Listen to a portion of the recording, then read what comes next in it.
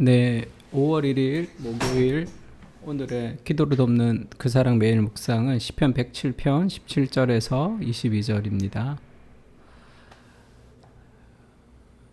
우리가 19절에 보면 그 유명한 말씀이죠. 이에 그들의 고통 때문에 여호와께 부르짖음에 그가 그들의 고통에서 그들을 구원하시되, 20절에 그가 그의 말씀을 보내어 그들을 고치시고 위험한 지경에서 건지시는 도다라는 말씀이 있습니다.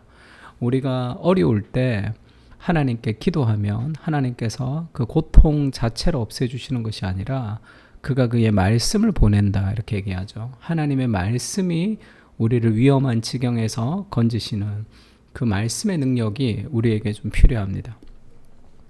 그래서 오늘은 말씀을 보내어 그들을 고치시고라는 제목으로 좀 말씀을 나누려고 하는데요. 17절에 보면 미련한 사람들의 특징에 대해서 이렇게 얘기합니다. 미련한 자들은 그들의 죄악의 길을 따르고 그들의 악을 범하기 때문에 고난을 받아. 그러니까 미련하면 결국 고난을 받는 거죠. 힘들게 됩니다. 여러 가지 정신적으로 육체적으로.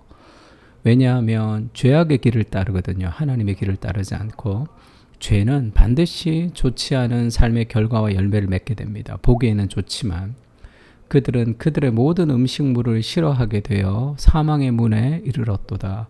결국 하나님의 말씀을 따르지 않고 죄악된 길을 따르는 미련한 사람들은 결국 스스로의 악을 범하는 행동을 통해서 좋지 않은 결과를 가지고 오는 거죠. 그래서 왜 하나님의 뜻을 따르지 않고 죄악의 길을 따르는가 하면 이것이 더 좋아 보이거든요. 더 쉬워 보입니다. 그러나 그것은 결국은 우리를 힘들게 하는 거죠. 하나님의 말씀을 따른다는 것은 처음엔 보기에는 좋지 않게 보이지만 그 말씀을 따를 때 풍성한 삶의 열매를 맺을 수 있는 거죠. 그러니까 미련한 사람들은 자신의 감정을 따라 살아가는 사람들이다, 이렇게 얘기합니다. 에스겔서에도 보면 하나님이 새 영을 너희 속에 두고 새 마음을 너희에게 주되 이 육신에서 굳은 마음을 제거하고 부드러운 마음을 줄 것이요, 이렇게 얘기하죠. 우리의 마음이 이 육신에 굳은 마음이 있는 거죠. 딱딱한 마음. 성령께서 우리 안에 함께 하셔야지 우리의 마음의 변화가 있을 수 있습니다. 그래서 우리의 이 죄된 욕망을 이기기 위해서는 성령께서 새로운 마음을 주시기를 기도해야 되는 거죠. 그리고 우리가 고통에서 건짐을 받는 방법은 그들의 고통 때문에 여호와께 부르짖죠. 그가 그들의 고통에서 그들을 구원하시되 그가 그의 말씀을 보내어 그들을 고치시고 위험한 지경에서 건지시는 도다. 그러니까 우리가 하나님, 이 환경이 너무 어렵습니다, 이렇게 기도할 때 그 환경의 문제가 한 번에 해결되는 경우는 잘 없습니다. 직장에서의 문제, 대인관계의 문제, 가정에서의 문제, 기도한다고 하루아침에 부모님이 바뀌고 자녀가 바뀌고 그런 일들이 잘 일어나지 않아요. 우리에게 필요한 것은 환경의 변화가 아니라 하나님이 내게 주시는 마음의 변화죠. 그래서 거룩한 하나님의 임재, 그리고 하나님의 말씀을 달라고 기도할 필요가 있습니다. 하나님이 말씀을 우리에게 주셔서 그 말씀의 은혜를 가지고 우리가 환경을 이기는 사람이 되는 거죠. 그래서 환경은 변화되지 않지만 주의 말씀이 우리에게 오면 우리가 그 말씀을 통해서 넉넉한 위로를 가지고 그 환경의 문제를 바라볼 수 있도록 하게 됩니다. 그래서 문제 해결보다 중요한 것은 우리의 마음이죠. 하나님의 말씀을 보내어 우리 가운데 마음의 변화를 일으켜 주십시오. 그렇게 이제 기도하는 것이 좋습니다. 어떤 어려운 환경에서 내가 기도할 때 내 감정이 어떻게 변화되냐 하면 하나님 우리에게 말씀을 보내주셔서 그 문제를 어떻게 해결해야 될지를 알려주시는 것이 아니라 내가 하나님의 얼마나 사랑받는 존재인가라는 그 복음을 기억하게 함으로 우리 안에 여러 가지 문제들이 해결되는 경우가 굉장히 많습니다. 이것이냐 저것이냐의 문제에서 하나님이 이것이다 저것이다 라고 가르쳐 주시는 것이 아니라 내가 너를 사랑한다라는 삶의 안정감을 가지고 우리에게 다가오실 때가 있거든요. 그래서 이 고통의 문제에서의 핵심은 거룩한 하나님의 임재를 가지고 그 말씀을 우리에게 부어달라고 그렇게 기도할 필요가 있습니다. 그리고 그 말씀은 결국 역사해서 우리 인생에게 또 풍성한 삶의 은혜로 채워주시는 거죠.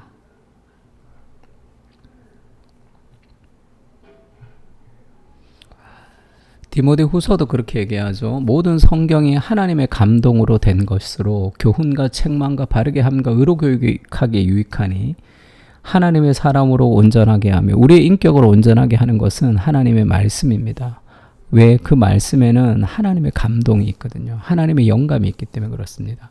그리고 모든 선한 일을 행할 능력을 갖추게 하려 함이라 할 때 모든 선한 일들 중에는 우리의 직장생활, 우리의 가정생활, 우리의 삶의 모든 영역이 하나님의 말씀이 주는 그 은혜에 의해서 우리가 온전하게 되고 행할 능력을 가질 수 있다는 것을 좀 기억할 필요가 있습니다.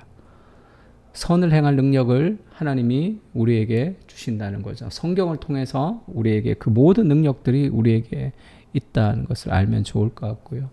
또 하나님의 말씀은 살아있고 활력이 있고 좌우의 날선 어떤 검보다 예리해서 혼과 영과 및 관절과 골수를 찔러 쪼개기까지 하며 마음의 생각과 뜻을 판단하나니 하나님의 말씀이 살아있고 활력이 있어서 인생의 고난 중에 하나님 말씀을 우리에게 부어주실 때 우리를 사랑하시는 은혜를 회복하며 살아갈 수도 있고 하나님의 말씀이 우리의 영혼을 찔러 쪼개는 골수를 찔러 쪼개는 것 같은 그런 어떤 책망을 받을 때도 있습니다. 회개를 통해서 우리 마음이 변화될 때도 있죠. 하나님의 말씀의 능력이 우리의 삶에 깊이 들어오기를 기도할 때 하나님의 말씀으로 우리를 변화시키는 것을 볼 수 있습니다. 그 말씀이 단순히 성경 말씀이 아니라 말씀이 육신이 되어 우리 가운데 거하셨다 할 때 그 그리스도가 이 땅에 오신 것을 그렇게 표현하고 있는 거죠. 영광스러운 하나님이 이 땅에 오셔서 그리스도께서 행하신 모든 일들이 우리에게 보여주시는 계시, 말씀이라고 할 수 있습니다. 그래서 우리가 예수 그리스도를 통해서 정말로 하나님을 깊이 체험할 수 있고 그 그리스도와 나와 함께 하시는 것으로 인생의 모든 고난들을 이겨나갈 수가 있는 거죠. 말씀이 육신이 되어 우리 가운데 오셔서 하나님의 계시를 알려주신 예수님, 고통의 때에 환경의 변화가 아니라 그리스도의 임재를 통한 마음의 변화에 집중하게 하시고 하나님이 나와 함께 하신다는 삶의 확신으로 장애물을 뛰어넘는 삶을 살게 하옵소서. 아멘. 우리도 인생의 여러 가지 고통 중에 하나님 우리에게 말씀을 주십시오. 그렇게 좀 기도했으면 좋겠습니다. 하나님 우리에게 말씀을 주시면 그 말씀이 능히 우리 삶의 장애물을 딛게 하고 넘어서게 하는 그런 동기가 되는 거죠. 내가 넘어섰지만 사실 내가 넘어서는 것이 아니라 주님의 말씀과 은혜가 힘을 주었기 때문에 우리가 넘어설 수 있는 겁니다. 그 말씀을 하나님 우리에게 허락해 주십시오. 그렇게 다 같이 시편을 가지고 함께 기도했으면 좋겠습니다. 기도하겠습니다.